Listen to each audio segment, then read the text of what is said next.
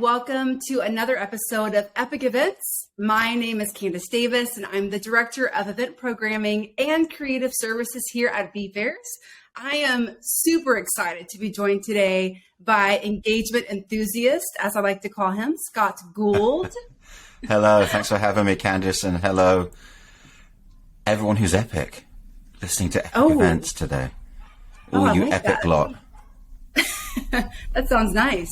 Scott, thanks so much for being on this episode. I know that I've been looking forward to this conversation for quite some time. It's been at least a couple of months, but it feels like a couple of years before we met, before we started getting this conversation off and going.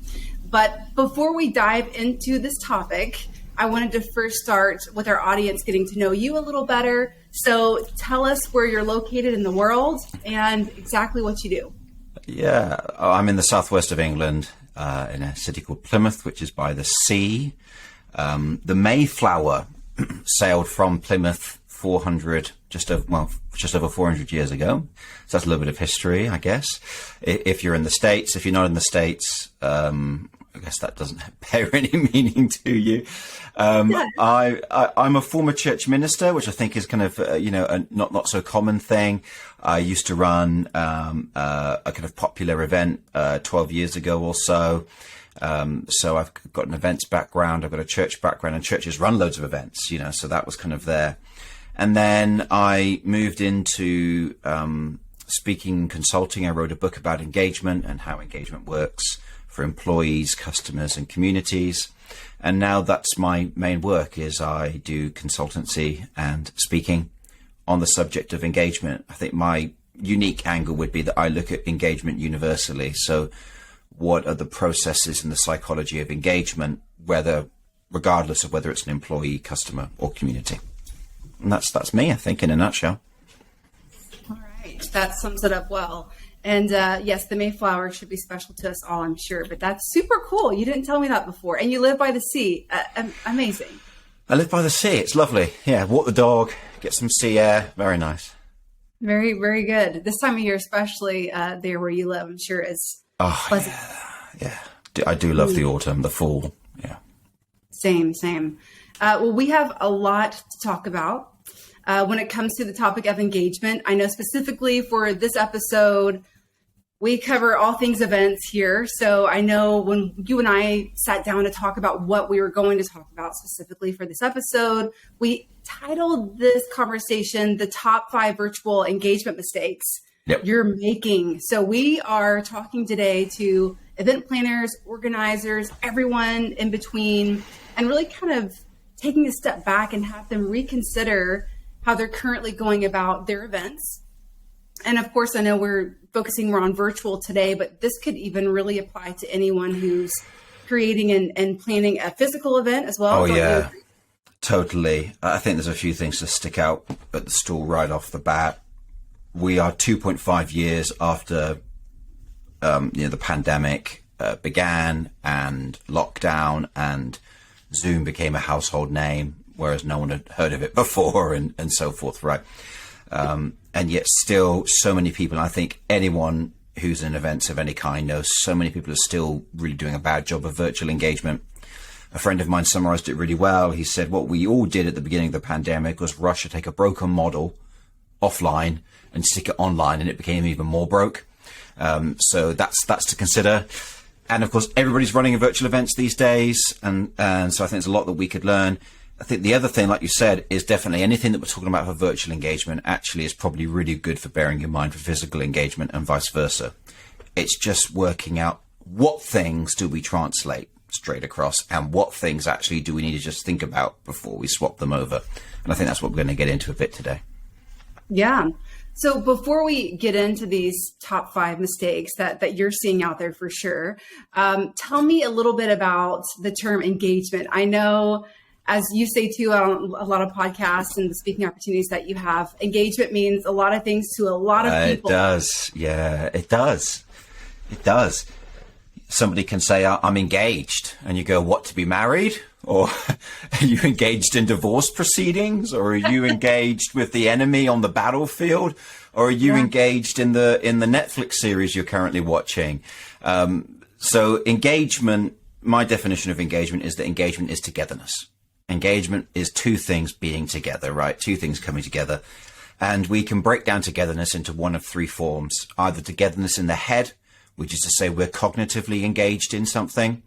Right now, I hope people are cognitively engaged. Certainly you and I are, right? We are focused and listening to each other, and our minds are understanding, and we're using our prefrontal cortex. We are, engaged in the mind, in the head.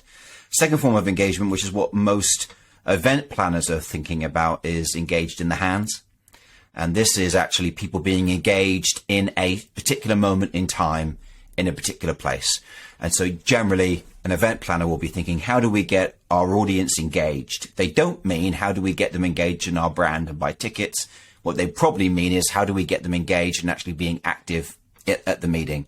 The third form of engagement is engagement in the heart, together in the heart. And that is to have that longer tail, deeper sense of bonding with something. And that's really, really important. If we take, our mobile phones and any of those devices, we generally have quite a deep level of engagement with those because we're using them all the time. Most event planners don't think about that. But if you are building an event brand series, you definitely want to be thinking about that. So head, hands, heart, three types of engagement. All of those are togetherness. Together in head, together in hands, together in heart. That's engagement in a nutshell. Yeah, but that's a nice way to lay it out. And coming from the side of being an event planner, an organizer myself, I kind of look at engagement as where the connection meets the experience. If I'm really truly looking at some sort of event that I'm putting together, whether it be for a customer or for what we're doing here on the vFairs side too. So I think that goes hand in hand kind of with what you're saying and the groundwork that you're laying out for us as we go into these top 5 mistakes. Yeah. And we'll get more into it because, of course, if you then think about hands engagement and we think about physically being in a room together, you then have those three forms of engagement still appear again. So you have the portion of the event where you're listening, you have the portion of the event where maybe you're responding, and then you have the portion of the event where you're actually building deep relationships. So there's kind of this idea of like circles and circles. It can get a little bit confusing. So let's try and navigate our way through it today. Hey? Yeah. Let's do it. So let's start with number 1. Just from your train of thought and kind of where we're going with this, what are you seeing post-pandemic? And I wonder too, if these top 5 will be a little different if we were to have this conversation pre-pandemic, if it were to change your mind in the top 5 mistakes, right? But let's focus. Well, I'll run through my 5 and you tell me what you tell me whether you think they would have existed before or not. I think the first mistake of virtual engagement is people designing for the event, not the person. Right. So the best example I think of this is when you interact online with an environment that's been designed to serve the event planners and it's not been designed to serve you as an attendee. A particular gripe of mine, some people don't mind these, but I particularly dislike event lobbies, virtual lobbies. And the reason why I dislike the virtual lobby is because the physical lobby makes sense to me. I'm in a physical space that I have to geographically navigate. And then what we've done is we've gone, lobbies are a really great thing. And lobbies are lovely because you get to meet people and you get to orientate yourself. And then we've gone, right, let's have a lobby online. The thing is, we don't have lobbies online. Actually, what we do online these days is we have dashboards. And dashboards are centered around the main content with additional widgets to support you. Now, you can't have that physically. Well, actually, I guess you can if you're driving a car. You can if you're in a fighter jet. You can if you're looking on your laptop and you've got all your widgets around you. But when we go to a virtual space, we then stop doing that and we go back to this kind of lobby idea. And I just don't really think it works. So we have many things like that, where they've gone, let's design for how we want people to interact with our event rather than what helps the person first. Now, I'm an experienced event manager. I'm an experienced speaker. And yet still, if I log into some events, I have no idea where to click to actually watch the main content or meet people. I still get confused. What it should be is you log in and you are taken straight away to the main content with options to go off to other stuff. Okay, yeah, that's my opinion. But we find that in other areas, like the typical way of doing expos is we have all these virtual tables online, and then you go to them and no one's there. And then you try to talk to them, and then they come back and say, oh, sorry, I was off having lunch, or I was off doing something.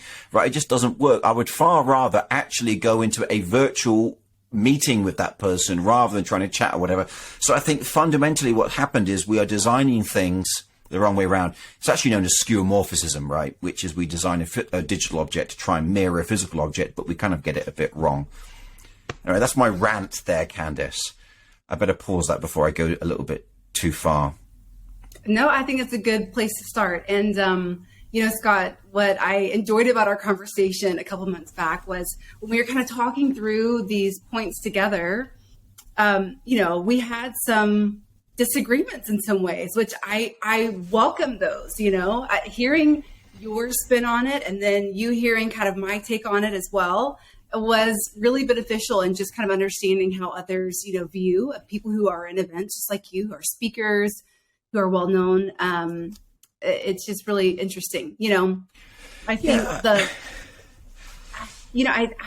I do see that, and I do see that in both ways, where I think the lobby can be really creative and a place to really kind of take people into this immersive experience. But I also do see your view as well, just as an attendee, that experience side of it, logging in, going straight to the goal of the event. If it is content, you almost are driven to straight away this auditorium type feel. And if we get into the design, we can talk about 2D and 3D, all of that good stuff. But I know really we're just generally talking about from an engagement standpoint and the experience that you prefer. I think there's an important differentiation there. If the virtual experience is to be like a game and is to be a place of exploration, then it makes sense, yes, to have those game elements. And people have experiences of playing games on a computer. That's fine. It's when it's not that. It's when clearly this is a content-driven event.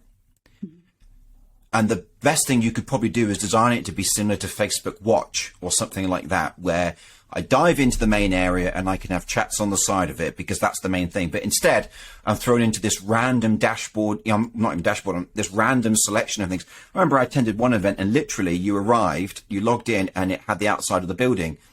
And the problem was some of the links were disguised in the building, and that wasn't on purpose. It was meant to be obvious where you meant to click and it wasn't obvious. And I thought, if I don't get this, how many people really don't get this and will give up straight off the bat? Yeah. And how much money have they spent mapping all these links onto this building front and everything? And it was just absolutely crazy. I think it shows just fundamentally a misunderstanding about what people are coming to get from you and what people want. And we do this an awful lot. Today, I just logged into my daughter's at a new school. I logged into the website for it, and oh my word, the moment I logged in, I was like, this is just not going to work for me, because the website was designed to be like a brochure. And I had to scroll through reams and reams of things to get wherever I wanted to go, but it's not a brochure, it's a website. And it's designed there to serve me, not to serve you. So I think we just often have this back to front way of looking at things, and that's something I'd like to see us work on and get better in the event industry. Yeah, no, I think it's a great point. I definitely agree. So that's number one. You're designing for the event, not the person, right? Yeah, you're designing for the event. You're designing for the way that you want to do it, not for the way that actually is easiest and most convenient for people. I think that's just a definite factor there. Which then, and I guess that one I'm a little bit opinionated on. I'm sure there probably is some research around there. But then the second point, I think, is I'm a little bit more on the data on here, which is my second point is most virtual events, the content is awful. and I mean, we know, right? Event managers, we know people are dropping off and they're not sticking around and they're not engaging, but this is the problem. is we're trying to get people to engage. And actually what we're not doing is going, let's just have really great content. So I guess what I'm contesting is most online events fall into one of two categories. They either fall into content delivery or they fall into networking. Some try to blend them, and you can blend them, certainly. But then when people do one of those two activities, they should do them really wholly and go for it. Mm-hmm. However, what many events do is they try to merge the two in this kind of really terrible, ugly way, right? So what will happen is they will have a speaker who's perhaps not terribly engaging, and we'll get to what we mean there by engaging in a second, but they'll try to compensate for it by having lots of participatory elements. And I tell you what, the two best webinars that I attended during the pandemic, one was by Mark Ritson, one was by Scott Galloway, both amazing speakers who presented. They were both an hour long and they were entertaining. It was like watching a movie. It was amazing. I've rewatched them again and again and again. That's what you want at a great online event, as speakers that are like films. Now, the point of a film is a film should have drama and it should have dynamism and the speakers should be great. But I've just been to too many online events where these speakers, maybe in person, they can kind of get by, but you stick them online and oh my word, it's death by 1,000 milliseconds of Zoom agony. And this to me is a problem, right? We need to have amazing speakers online if we're going to do online effectively. Yeah, agreed. And I think I'm glad you agreed. I was kind of waiting for you to disagree with me, but I don't think anyone's disagreeing on that point, really. We disagree on point one, Scott. Well, let's see what point two, brings. No, I completely agree with you. Most content is awful that's out there. And, my question for you is, I think the first thing that maybe event organizers and planners would say would be, hey, we don't have 6 digits to throw at a keynote speaker. What's one way that they can sort of find someone who's super engaging but doesn't cost a fortune in a way? Yeah. Do you have any considerations? Yeah. All right. First of all, I'm not 6 digits, right? There are loads of people out there who are not 6 digits, who are not 5 digits. There are some who are not 4. There are many people who will speak for free and they're really great. But the trouble is, what many event planners do is they book someone based on the company they work for because it's a draw. I appreciate that it's a draw. I appreciate that you can say that person and then you stick them up and they're awful. All right. So look, I've had this. I've had people that I interviewed before I had them on stage and the interview was great. Then I stuck them on stage and they were really, really bad. Mm-hmm. So actually, to compensate for that, what you could do is you could do a discussion, all right, or a panel. Now, I don't like panels, except when they are a place of massive debate. Now, whenever I get invited to a panel, I always say, I will be devil's advocate on this panel. And I just basically fight every other view that everyone holds up, just because it creates entertainment, if nothing else. So what you should do is you should have a really great facilitator. I mean, it really irritates me, like when conferences, their host is a comedian. Or the host is someone who knows nothing about the industry and they've done it to try and make things fun and lighthearted. But actually, I don't care about that. I've come for this industry. Now let's get the debate going. So what you need is a host that's going to stir the pot. Yeah. Right. You need panelists who are going to create drama. Patrick Lencioni wrote an amazing book called Death by Meeting. One of the best books on meetings. He says the problem with most meetings is there's no drama. And it's the problem with most conferences is there's no drama. A panel, everyone's agreeing with each other. So here's a key thing, right? I said about head, hands, and heart. The myth with online events is that we've all tried to get loads of cool hands engagement, participatory elements, because we can't create the head engagement because we've got nothing entertaining to get them with. But actually, the reality is all of us are actually happy watching two experts argue on something. But when they're agreeing, it's boring. Mm-hmm. So you need debate. You need to pick subject titles that are going to get people rattled up. Now, here's the thing. I'll tell you what, I don't think everyone's making the mistakes that I'm lying out today. But the moment you call it the 5 mistakes you're making, people go, oh, yeah, let's see. So you've got to just start to create drama. I don't know, I'm repeating myself, but that would really be my point here. Drama. Maybe that's what we're creating right now, Scott. You and I. Well, I'm trying. And I think you are too. I mean, both of us, we've got this kind of like shaky little vibe on. I got to tell you, I don't like drama in relationships. Don't like drama in my life, but I do like drama at events. Right? There should be drama. Yeah. Okay. You heard it first. That number one, Scott, you don't cost 6 digits. If anyone out there who's with you, that's good to know. Yeah. And you're willing to stir the pot and to cause some drama. We all need some drama in our lives, right? Healthy drama. Is there a healthy drama? Definitely. Healthy conflict. Healthy conflict. I would love it if there was someone else here right now saying, well, Scott, I disagree with you because data says this and data says that. I'd say, great. Well, the harder you push on the data, the harder I'm going to push on my personal experience. And let's really debate this out.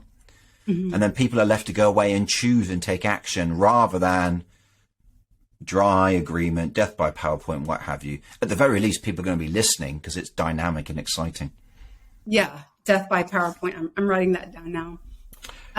You mentioned for this second point that you need really those epic key gathering moments. Yeah. And to really kind of bring forth the whole virtual sense of these types of events too. There's so many virtual. I mean, how many virtual events did we all power in 2020 and last year in 2021 and even this year too, where, a lot of planners could have really benefited from some of these mistakes and kind of catching themselves. But from this list today, I'm sure that we'll have planners and organizers who are just buttoned up and ready to take on 2023, I hope so. It's even as simple as make your conference completely around the obstacles and reservations that people have.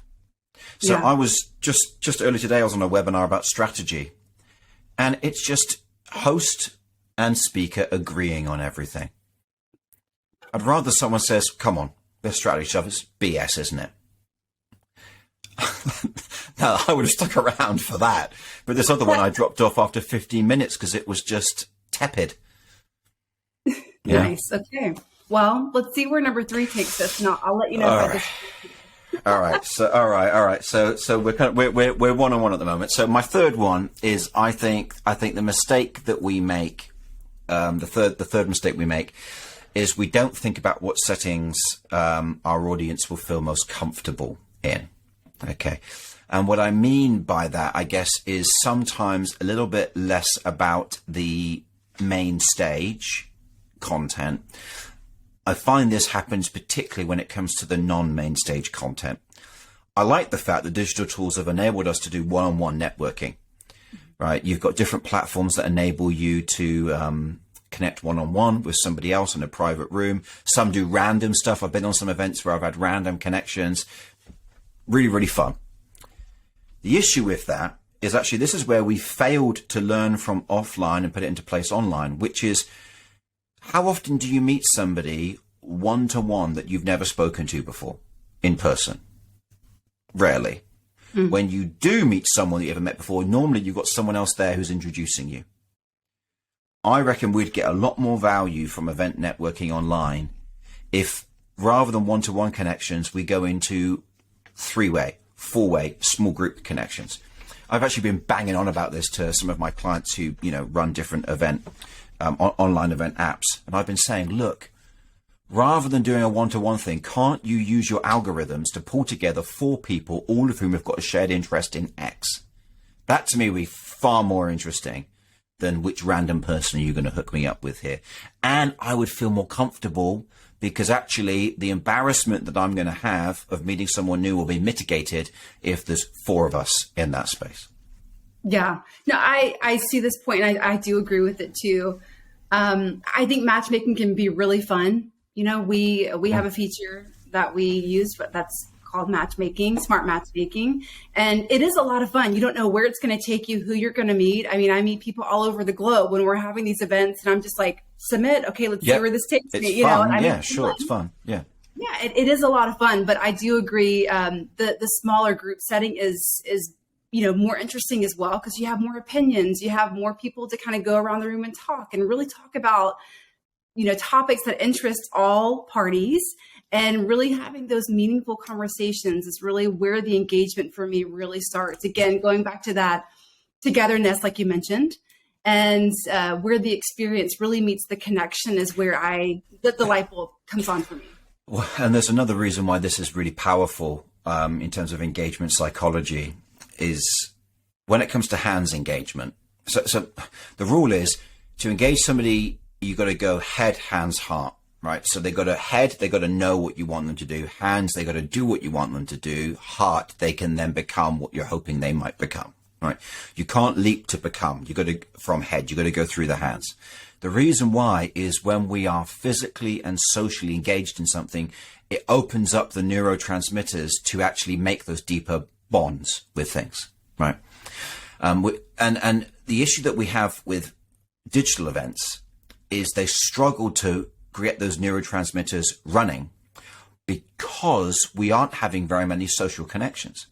Because generally at these events, we're sat in front of our screen by ourselves. We might be introduced to one other person, but actually if I've now got a group of people, I'm going to be getting far more of the oxytocin flowing in me that's going to help with that. Also, another reason why I think the drama that I mentioned on the main stage is important, but also the dynamism of a small group rather than one-to-one, is it creates stuff that's a little bit more sensational and then a little bit more elevated. It emotionally arouses us more.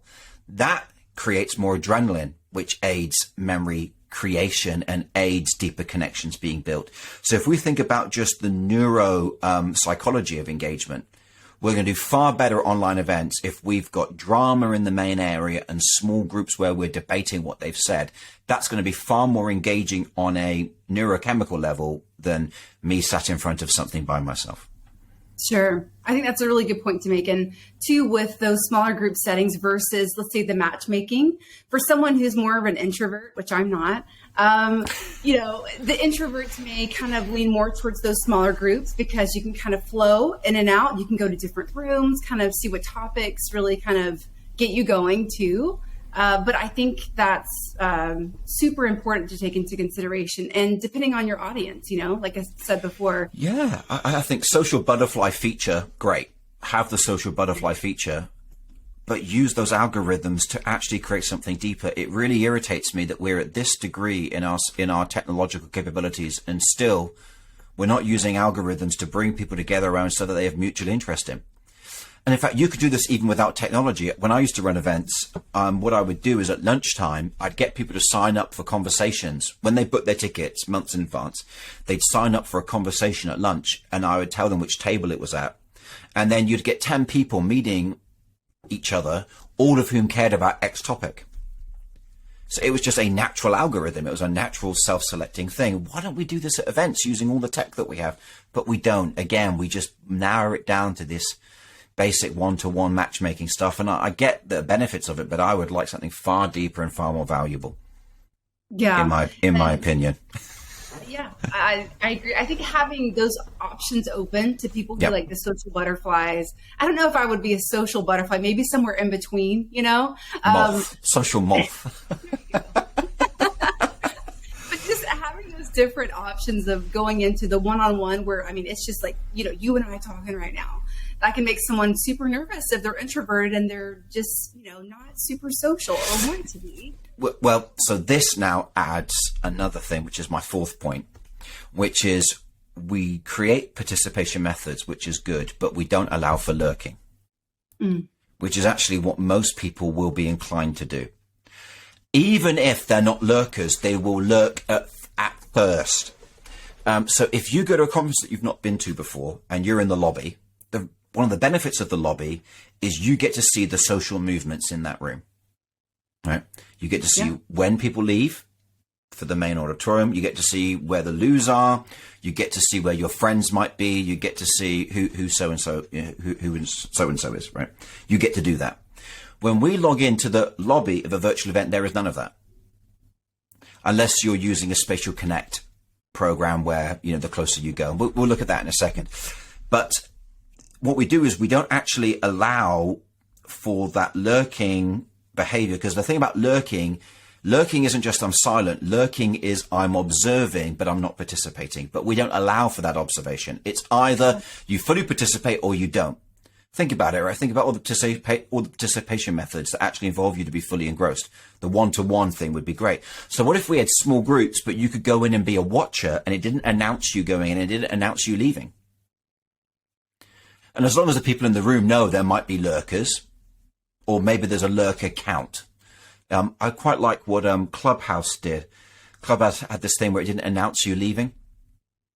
So it had this kind of sense of decorum about you. In fact, WhatsApp have changed this recently. It no longer says so-and-so has left the group. Like, people have the freedom to kind of go in, have a listen, go in and leave without requiring this huge level of participation from them. And we all need that when we start out with something. So let's allow it. It's part of our human curiosity. Watch the way an animal goes up and just sniffs around, right? This is what we do. Allow us to do it. Yeah. Nice analogy there. Sniffing animal. Yeah.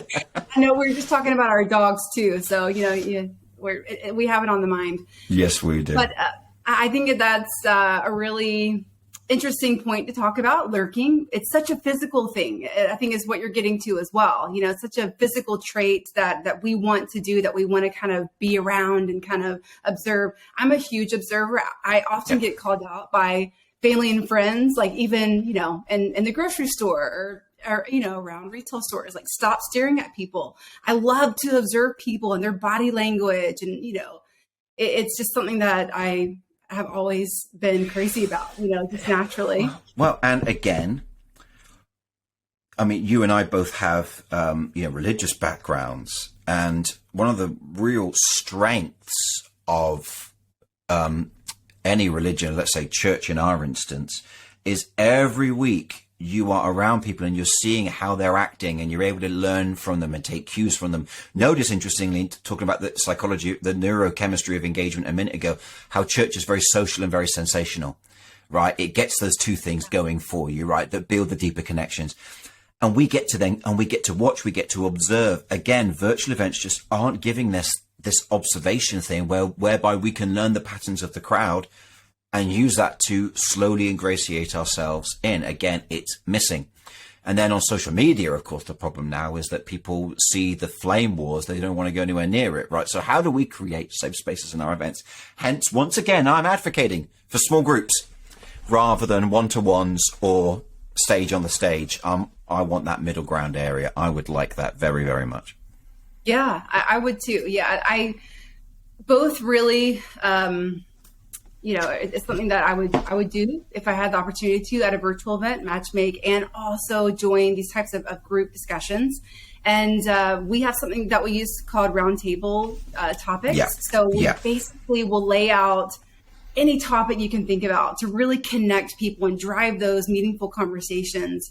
And you simply just go, okay, there's a list of 6 right here. I'm going to click on, event trends for 2023. And it takes me into the room without anyone really knowing I'm there. Yeah. Be on camera. If for people who don't want to be on camera, maybe it's their profile picture displayed or maybe their name.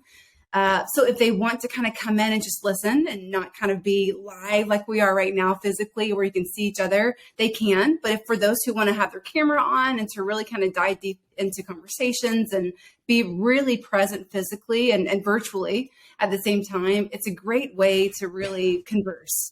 Yeah. And when those are done with the physical round table and you can move around, that to me makes sense.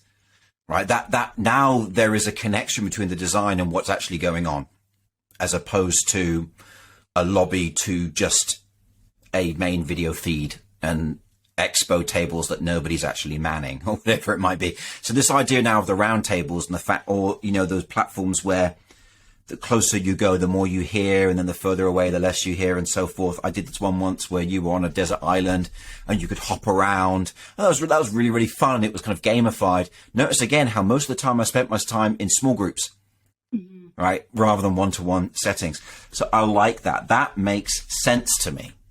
More of that, please. Even something as simple as, we'll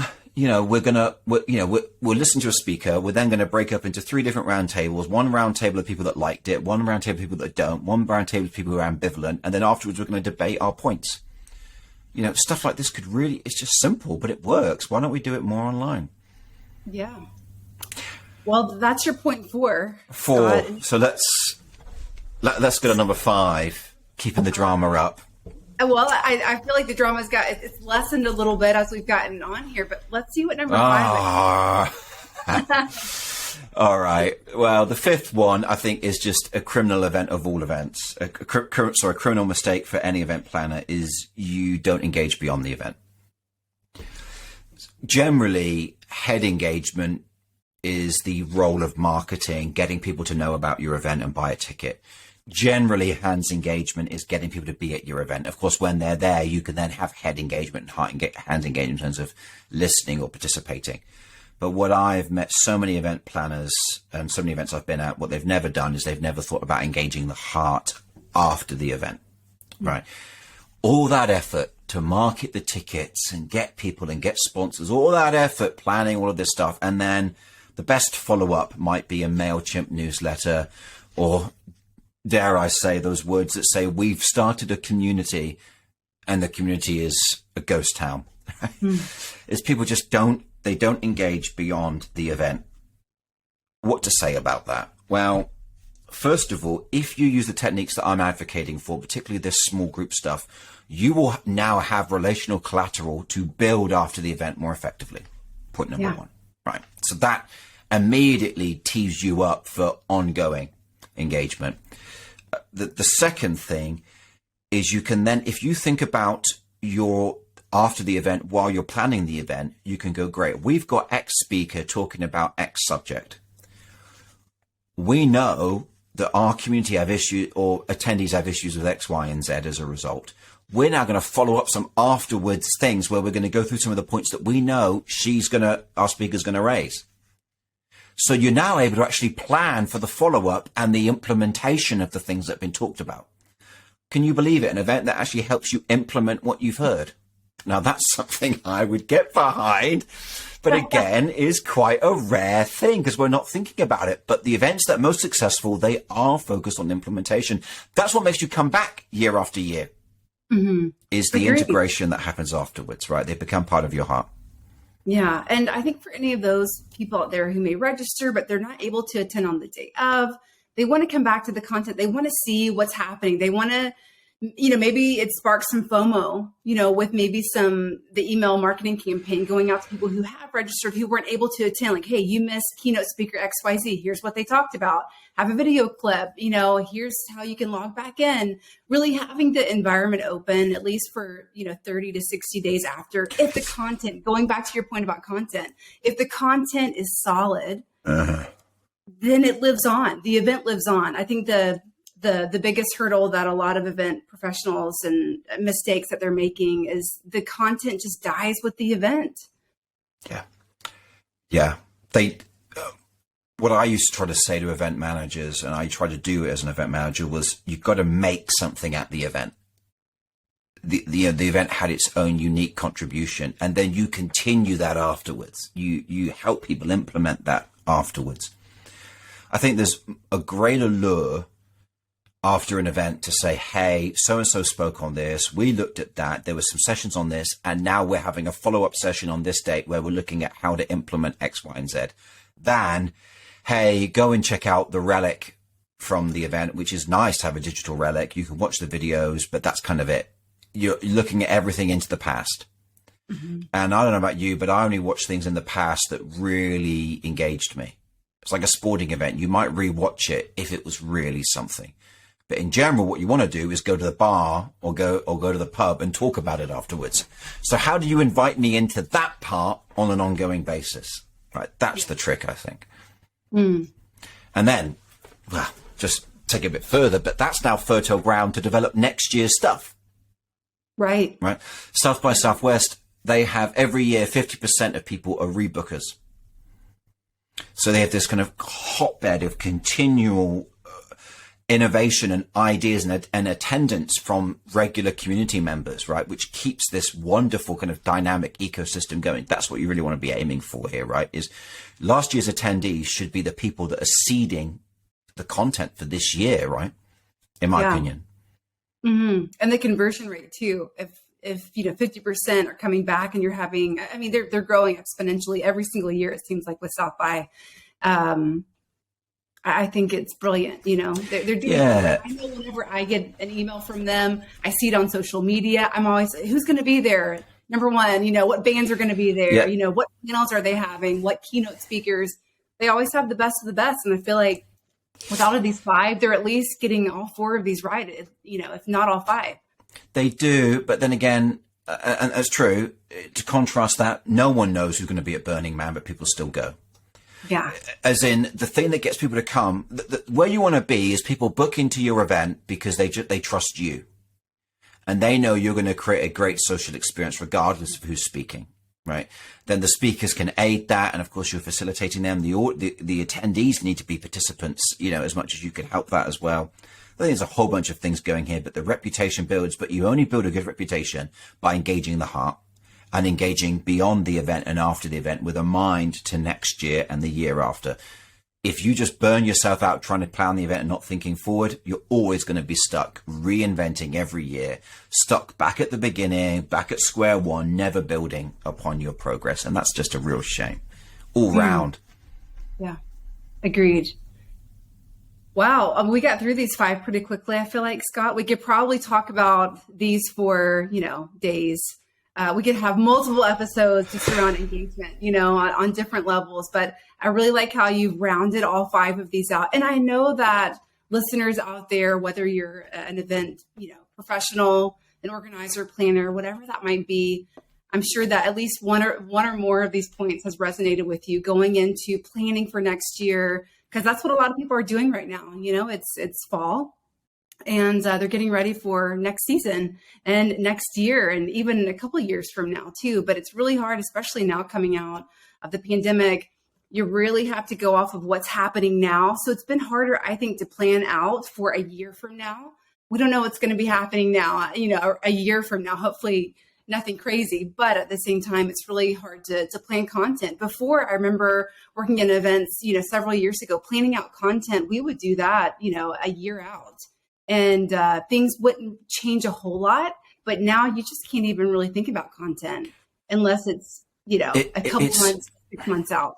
It's hard. Opinion. Yeah, no, it is. It's hard. And I think, but that's where, if you've done the work of building heart engagement with even a small group of attendees and speakers, they can be like an informal advisory board for you, sounding things out. You're always going to get promotion if people are involved. The old thing I learned years ago was the way the teacher gets all the parents to pay to come to the kids' play is to put all the kids in the show. So involve people, give them small roles, give them some way to be involved, because skin in the game will then make them share it with other people. And then, of course, inevitably, you're then thinking about, well, what are the financial implications? But I think if a sponsor knows they can sponsor a small group, a round table, that specificity of you will speak to people who are particularly speaking around this subject, as opposed to I'm giving you a virtual table that somebody may or may not come by, is a more attractive proposition for you, right? The fact that I can now make powerful introductions and so forth. So that level of architecting more clearly, I think, serves us better. And your point at the beginning was, well, are these things limited to just online or offline? I actually think all of these things can be done offline or online. It's just thinking about how do we enable people to do what humans do, right? Humans lurk. Let's just embrace that rather than being disappointed when they do. Let's allow them to do it. Let's give them an easy way into it by allowing them to be part of a group.